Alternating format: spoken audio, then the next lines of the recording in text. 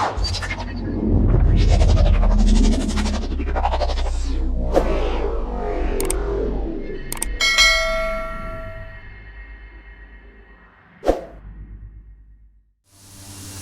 everybody, welcome. My name is Petri. Welcome to another P3D video, and today I want to talk about how to survive a long haul flight. I see a lot of people, especially when doing like a VATSIM event like across the pond, or just in general when flying across say ocean or on long haul flights that are like 6 hours plus. A lot of people in social media groups, forums and Discord groups sort of complaining about crashing and CTDs with particular faulting modules. For anybody who doesn't know how to find out what caused the crash of their sim, all you have to do is down here in the search bar type in event and open up the event viewer, go to your Windows logs and go to application, and basically any events of error will happen. Here is one that I had this morning when I forced a crash, and it logs it basically here, and usually under the faulting package name or the faulting module it will say what the issue was. Now on this one it was because I overran my settings, forcing a crash just so I could have this error here happen in my event log. But it'll tell you what the error is. Now, if you have one and it says terrain DLL or anything DLL, a DLL file is a dynamic link library file, and basically they're files that link an asset to the sim and allow the sim to use it within the sim. So terrain DLL, the terrain loader basically, is what's responsible for loading the landscape around you, either behind or ahead of you. So obviously we're headed out to sea, we're headed out to a landmass over here, so the terrain loader is now loading off everything there. And if you get a CTD with a terrain DLL error or any type of DLL error, I'm going to show you 5 easy steps on how you can basically I guess save this from happening and prevent it from ever happening again. But before we go through the 5 easy steps on how to fix this, one of the things I just want to talk about the reason why these crashes are happening, because I see a lot of people blaming a particular weather engine, for instance, over 6 hours or more, and it's not exactly a weather engine's fault. It's actually the hardware. Okay, so flight simulation is very intense on the hardware. It's so many processes are running. It really takes use of your CPU and GPU a lot, and your memory. So if you open up your task manager, go to performance, you can see here your CPU, your memory and your GPU. Now a lot of people might actually find their GPU and the usage down here below 25%, and if you're using P3D, and really this can be applied to any sim, the knowledge in this video, but I'm using P3D, so I'm particularly aiming this at P3D, that basically your GPU is like dormant and it's not actually being utilized to its full extent. Now I'll put links down below, but I've got videos dedicated to show you how you can basically unlock your GPU and make full use of it, because in P3D version 5, the current version, there is more to do with your GPU than your CPU. In the days of FSX, your CPU was the main piece of hardware that ran that sim, and so really you needed a really good CPU, and your GPU didn't have to be that special. It was really there for just rendering to the display. But now with DirectX 12, so much more can be handed off to the GPU that it actually can get more involved than your CPU, and in fact my GPU usage is actually higher than my CPU usage. So my GPU is actually the mainstay behind my sim, and a lot of the settings in the sim have particular bound to GPU, bound to CPU, or even bound to both. And how you set up your sim, or how you set up the settings of both your sim and your GPU, is really going to dictate on how your sim is run using the hardware. And every simulator has a limit of your hardware. It doesn't matter what hardware you've got. If you've got the best GPU and CPU, or you've got the worst CPU and GPU, your simulator is limited by that hardware. So you have to live within the means of your hardware. Otherwise, they can't handle what the tasks they've got to do. They hang, and then Windows goes, shut it all down. I'm not having a crash destroying me. And comparatively, your operating system really needs to be in tip-top shape. You really do need to have a really clean running Windows 10 or 11. Now, a good way you can check your Windows operating system is open up a command prompt as an administrator, type in sfc /scan now, and click enter, and it'll actually scan all the systems, all the files and folders of Windows operating system. Now this should only take 3 minutes on a PC that can run, or a CPU that can run P3D. Well, if it takes longer than 3 minutes, then your CPU might not be up to the task. Also, if your CPU is below 4 gigahertz, either at the base speed or when it's boosted, never overclock it. But if it's below 4 gigahertz, then you might have trouble running, P3D with the add-ons. Obviously, P3D, Lockheed Martin, the specs, the minimum specs, call for, I think, a 3 gigahertz processor. But who runs their sim using default only planes and landscapes? Everybody plugs in a weather engine. That takes a lot of CPU. Everybody plugs in payware planes. That takes a lot of CPU. Everybody uses, airport add-ons, landscape add-ons, and all that can take CPU usage. So you really do need a 4.0 gigahertz minimum for your CPU. Most CPUs can be boosted, which is a natural overclock, totally allowed within the sim. I boost mine to 4.6. Currently, it's at 450-ish, and it runs the sim fine. And like 70% of the CPU is being used by the sim. In all honesty, you want to try and minimize this usage as much as you can. The less is more type of thing, because your CPU has a lot to do with your sim. It's calculating nav data, weather data, aircraft systems. There's so many sort of cycles of processes it's having to deal with, and it queues them all up, it schedules them all. So one job comes along and another job pops up, it'll schedule it to do it after. So when it finishes that job, it'll move on to the next. And how many cores you've got really kind of will dictate how well and quick these jobs are done. If the minimum is 4 physical cores, which is exactly what I have, 4 cores. I have opened up the hyper-threading on mine, so I now have 8 processors, and it kind of just divides each core in half. So each 2 of these is 1 core, and you can actually bind particular processes or particular jobs to particular cores to even out the load. And all you're doing is evening out the heat across all these cores. There we go. It's finished. It hasn't found any problems. Job done. If it does find any problems, it will fix them automatically. So if you do get a crash, step 1 is to run this scan to make sure your Windows 10 is in tip-top condition. Second step is to make sure your CPU and your GPU is actually doing their jobs. So making sure your CPU is running between, I would say, 30 to 70%, never higher than 75. Windows 10 has a fire safety regulation within it that if your CPU's temperature gets above 77 degrees for extended periods of time, it actually limits your GPU because it doesn't want to fire. Now my GPU's temperature is like 84 degrees. Obviously I need to clean my radiator inside my PC, but also my motherboard is kind of almost infected as well, so I need to trade it off, and that's really why it's so hot.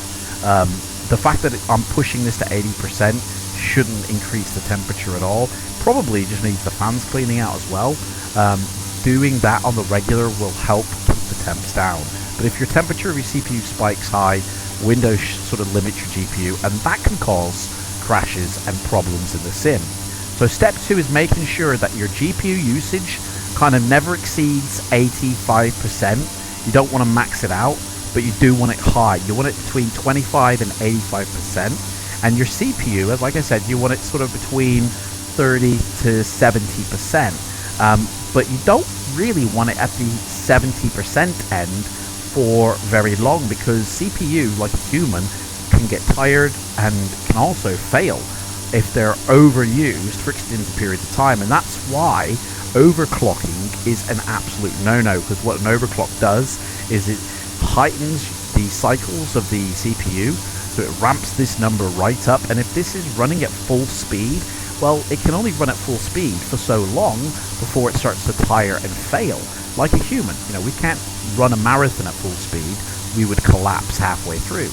So you really got to maintain, and especially across the pond or doing long haul sort of 6-hour flights, you've really got to make that CPU spread, you know, across that flight. So really, you want to try and limit your CPU usage. So if you've got a good GPU, hand off the anti-aliasing, hand off a lot of the scenery jobs to the GPU, and your CPU usage will come down. Now, weather engines will really utilize your CPU, and that's because of all the data they're having to crunch and the numbers and the calculations and everything. So, like, this is why people sort of blame weather engines for crashes, because, you know, they use so much of your CPU. And if your sim is set up like the old days, you know, and a lot of people in P3D version 5 do set their sim up like the old days of FSX. Well, FSX was a CPU run sim. And if you kind of bound all your settings to your CPU, then you're introducing a weather engine, your CPU is sweating beyond belief. And of course, for extended periods of time, heat can build up.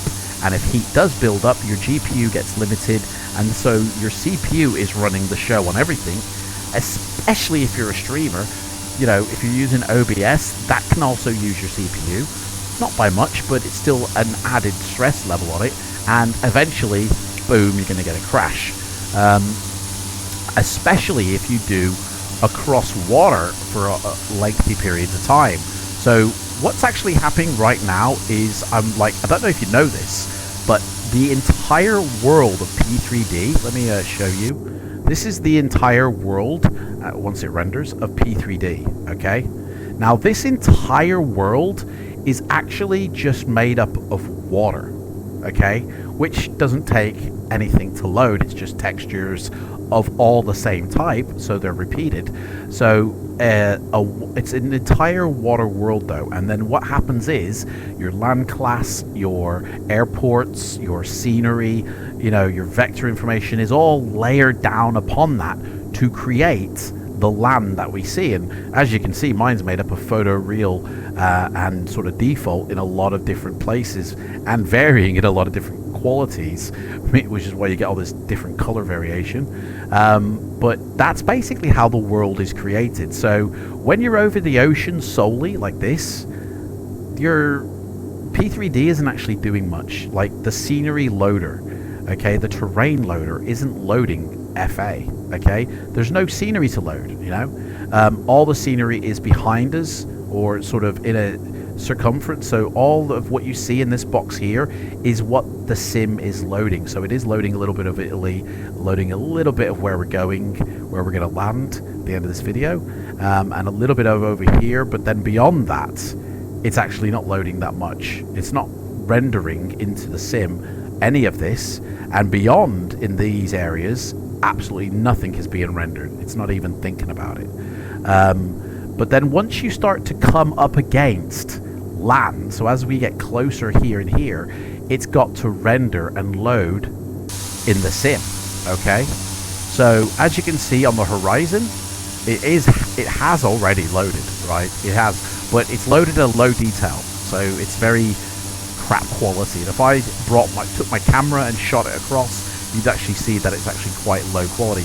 It doesn't need to be high quality because it's actually very far away.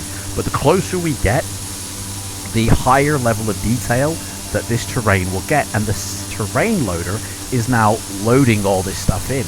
Now, if it hasn't done anything for a while, like you're flying over water and you're sat in your flight deck, you know, it's not actually going to be doing much, you know. And then suddenly it's asked to perform a job. Well, if you're in your flight deck, guess what? All these instruments, all these systems are being handled by your CPU. So let me just show you the difference here. CPU at the moment is flicking between 50 to 70%. And if I go outside at my plane and I look down, it actually has gone down as well. It's now going sort of staying around the 50s more so than the 70s. It's even going down into the 40s. But if I go back into my flight deck and look at my systems in the display here, it actually increases into the 60s and shoots up to the 70s on the regular, you know. And that's because the CPU is crunching all the numbers behind the scenes for all these systems in my plane. And of course, the more complex the plane, the more CPU is being applied. So if my CPU is already crunching nav data and, you know, all these systems here, and then, you know, as I look ahead, the terrain starts to load in. Well, the terrain is loaded in, calculated by the CPU, and then rendered by your GPU. So if your CPU is busy with systems, you know, it queues up the terrain, and the DLL files can only sort of get loaded up or scheduled for so long before they begin to hang. And if they hang for so long, P3D goes, don't know what to do, and then your system shuts P3D down because P3D has hung itself, basically. Not like hung itself with a piano wire, but just it's hung trying to, you know, do all this work. So that's why we need to limit the kind of amount of CPU usage, more so than anything, by handing off jobs to the GPU so that you can boost the usage on that, and then you're reserving a little bit of CPU for actual flight. And this is the one major issue that I see people do, is that they take off from an airport, and it can be like in the country or even in the city, and they base their settings on the loading in at that airport. So they'll load it and they'll go, oh, I've not got my frame rate, let me just reduce my settings down a little bit, you know. But the airport they're going to might actually be twice as complex as the one they're taking off from. And if that's the case, by the time it starts to load in that scenery and airport, your CPU is on its knees anyway, in a complex aircraft trying to calculate everything, and now it's trying to load in complex scenery, and it's going to go, do you know what, bye, and your terrain DLL error is going to come up. And a third option you can do is to manage your hardware with your sim. So if we go into the settings here and graphics, we go into the world display, a lot of these settings I've got here are because of my GPU.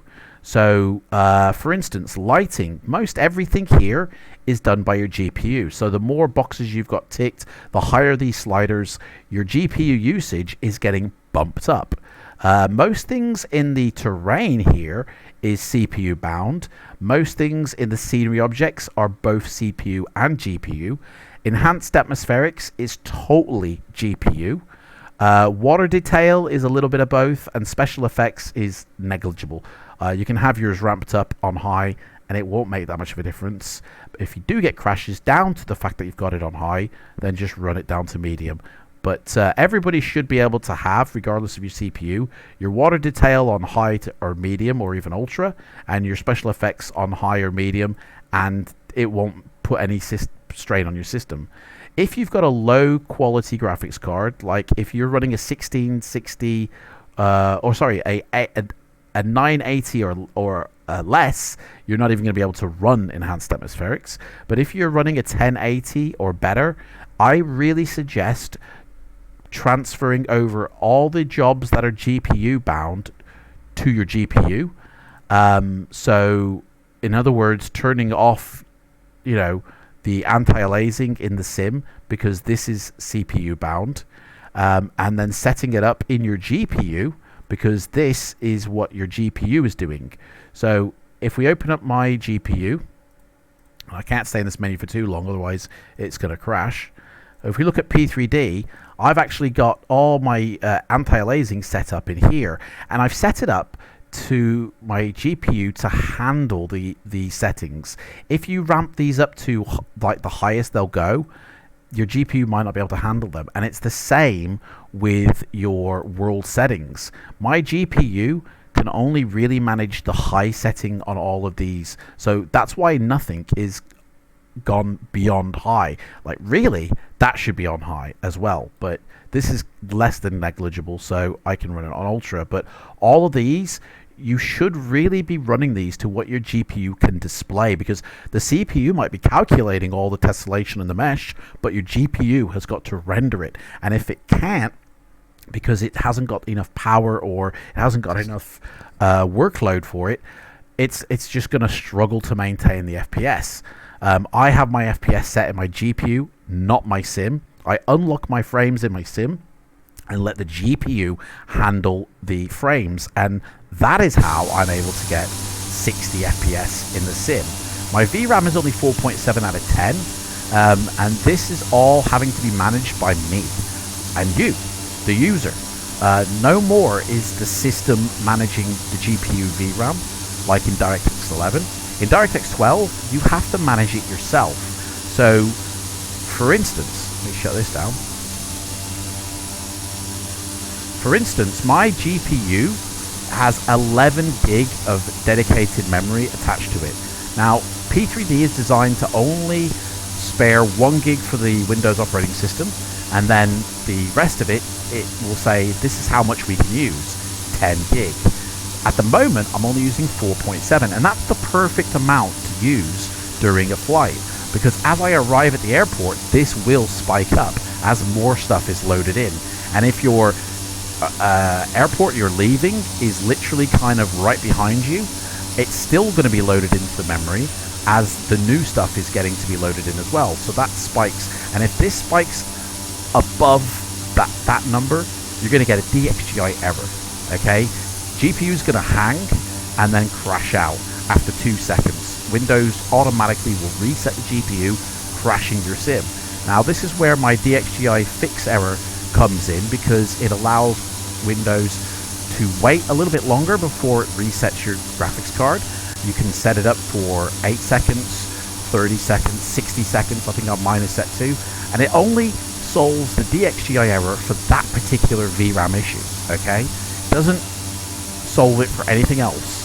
So you can get a DXGI error for about 7 different reasons, but the reg fix in my Discord only will extend the life if you go over and spike above the allowance that P3D has set for you. So really, if you've got a 10 gig allowance, you really want to load into the sim between 4 and 6 gig, no more than 6 gig.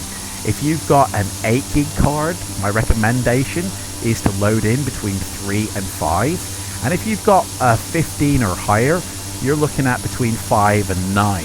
But you never want to go up beyond 50% of your card when you load into the sim, because when you take off and then as you travel and start to land, this will increase and you have to make allowances for it. So the third trick, the third fix, as it were, for surviving long haul flights is, if you are doing a long haul, minimize your sim. My GPU, look at that, goes right down to the ground. So does the temperature. So does the CPU.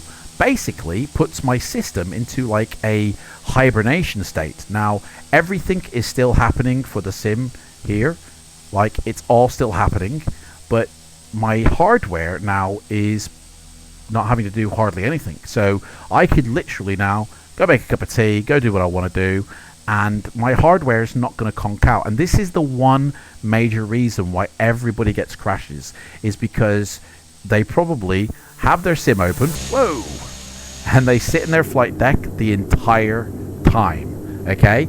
And your CPU, if you do this, by the way, your CPU usage will hit top of what you allow it to. And you can actually set how much of the CPU gets used by P3D in the power management section. So go to hardware and sound, go to power options, and whichever plan you've changed here or you've used, you can actually tweak it to say you're only allowed to use so much of the CPU, okay?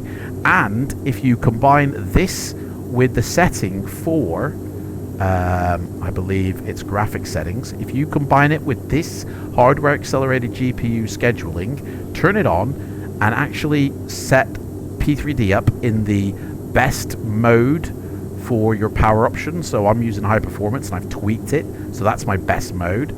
It will automatically enable that mode when you use the sim. So you could effectively stick it on power saver for the rest of the time, and then when you boot up your sim, it will kick your PC into high performance or whatever mode you've set it to. You can easily choose whichever one you want, and it will, you know, sort it out. It will basically kick it into that mode and use that mode whilst you're using the P3D process. So the next tip is to, I would say, reserve your hardware. Minimize your sim if you're not actually using it across the pond, and you're going to extend the life of your CPU and GPU, less likely to get a crash. Like, even if you're still at your PC, you know, you can still minimize it and save your hardware, so your hardware doesn't get overheated or it doesn't start to tire and crash out. So the next thing is, or the next tip is, if you're going over water, okay, and I'm in a Grand Caravan here, which I'm kind of, yeah, there we go, turn it around. I'm in a Grand Caravan here, so in all honesty, I have to keep nipping in my flight deck just to make sure that the navigation and because it's VOR, I have to make sure everything is set up correctly. Actually, we need to start descending, so let's descend down to 3,000 feet, and we shall start to descend to where we're going to. So 1,000 feet, we shall put it at 12,000. That needs to go up, I believe. And we need to power back that, because we don't want to overspeed. And we will descend down now to the airport, which is just over here somewhere. There's like an island that I need to look out for, which I believe is just here. We're going to circle around it, and the airport should be somewhere along here. Yeah. So that's what we're going to do. Just change that a little bit. And that, you know, if you're in a plane where you have to constantly keep on going in your flight deck, then your CPU is going to be constantly be used. You know, a great way, if you don't want to minimize your sim but you still want to save on resources, is to put it in the spot mode. If you're in spot mode, you're not looking at your flight deck. The systems are not actively being used by your CPU. It kind of puts them aside and focuses on the terrain or other jobs. And actually, you can actually prevent a terrain DLL error literally by being in spot mode for the duration of your flight. It also will help with the load of your GPU as well. That will also go down slightly, but not by much, to be honest. But this is the one main reason why people get terrain DLL problems. They're in their flight deck, okay, they're looking at their instruments, their CPU is being maxed out because of this, and then the terrain is loading in the background, and, you know, if the terrain hangs, the sim crashes, and you get the terrain DLL error. So, the real, honestly, best bet is to reduce some settings to allow for your flights and be in spot mode during cruise, and you won't get that terrain DLL error. It won't crash out on you.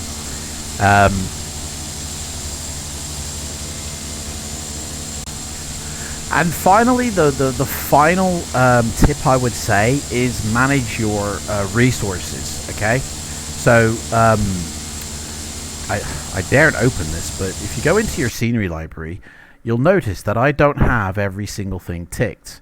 Now, we're around Italy, and we're around the area of Tavat, where we're going to be landing.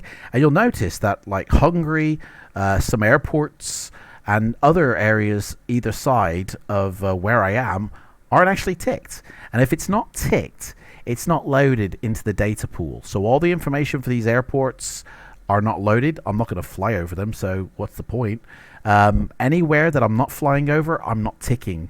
All that data is not loading into the pool initial cache for the sim, and it's not going to be displayed into the world. Remember when we go to the top-down versions, tick out, it's not actually going to load into this world either. So if everything is ticked all at once, you'll notice that there is a massive area of loading, and this is the rendering into the sim area. So this is what renders into your sim. I'm not really sure how big the diameter is. It's probably about 500 miles, but that's a lot of loading. And if you have airports, they're all loading in as well. They all take CPU cycles and GPU if you look at it. If you don't look at it, it lets it go and it unloads it from rendering to the display, but it's still loading the data in. So your CPU is still getting hammered. And then I believe that this one is loaded but not rendered. So anything beyond this area here is loaded into the sim but not rendered into the view. So when I do a turnaround from behind, none of this was actually rendered to my display, but it is now. And as I go back around here, it unloads it. So it's still loaded in the sim though, but it's not rendered to the display, and there's a big difference. And this is one of the main reasons why people get crashes, is because they simply overload their hardware. You know, they use too much of their hardware and it crashes out on them. So really, ideally, get your GPU between, I would say, 50 to 80% is a good number to do. Nothing higher than 85, and get your CPU anything between 20 to 60%, maybe 70%, but no higher than the 70%. And in all honesty, you shouldn't ever overload your hardware. So it won't be for you overrunning your settings. And the one main way you regulate the load is by the settings in P3D, by unticking boxes, moving sliders according to what your GPU can handle for the render of the display. So I've got a 1080 Ti. Most of my settings are on high. We better reduce this here. That'll do. Okay. So yeah, so set up your P3D according to your graphics card, because that's what's displaying the sim to your display. You know, a lot of people are setting up their P3D to their CPU, what it can handle, and if you haven't got a good graphics card, that is a good idea. But if you've got a really good graphics card, set up your P3D to what you can handle. If you have a 1080 Ti, don't put any of your sliders beyond high. So just stay into high or medium. If you're in a city, you can reduce everything down to medium and you'll be fine. You can even set profiles for city travel, urban travel, you know, PMDG plane, true earth, and that's exactly what I do. And I just activate the profile, and you should never really have a terrain DLL crash. You know, if you're in cruise and you are in the spot mode, you should never have a problem of a terrain DLL, you know, because you're not putting the systems of the plane load on the CPU, so it's freeing up some CPU cycles for the terrain loading. Once the terrain's loaded, like it already has now, yeah, go sit back in your cockpit if you want, you know. Even with this Caronado, which doesn't have very complex systems, you still can get a build-up of CPU, sort of, oh, I've still got to do this job, hang on, just let me finish this and then we'll go on to the next. You know, that can still happen, even with the light aircraft. You know, at the end of the day, weather data is an awful tremendous amount of calculations, and then it hands it and displayed it by the GPU. You know, the navigational systems on a plane as well are tremendous calculations to do, as well as wind speed, you know, and the airframe and the flight model for the plane. So it's just an awful lot. So really help your hardware by living within the means of your hardware. And that is the final one. Live within the means of your hardware. That's the best advice I can give. So right, let's land this plane.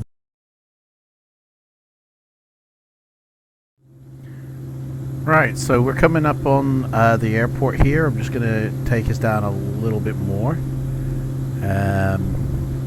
We need to actually slow down, going bombing at 150 miles an hour here. So the airport's just here.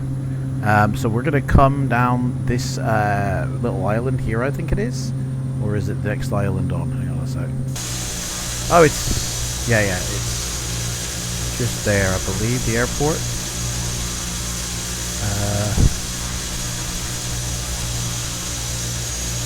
No, it's the next island on. It's over here. Oh, I don't know what to do. Right, so what we need to do is we need to turn here.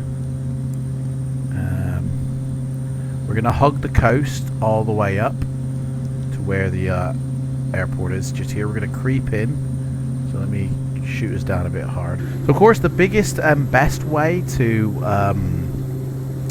sort out, you know, crashes is to reduce your settings.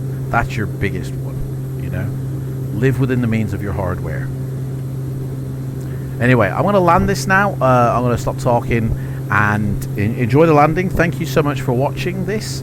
Every month I run a giveaway, 50 euros of sim market vouchers. If you want to be in with a chance to win that, all you have to do is be a subscriber to my channel and put a comment down on any one of my P3D videos. And the last Friday of every month, when I do my live vlog for the Rate My Played Away, I announce the winner. So we yeah, thank you so much for watching this. I hope this has been helpful for you.